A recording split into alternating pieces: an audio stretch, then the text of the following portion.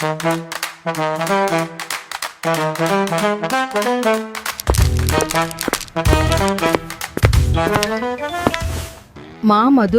நேத்து தலைவலின்னு ஹாஸ்பிட்டல் போனேன்.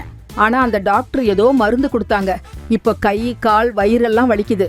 இந்த மருந்து என்னன்னு பாரேன்.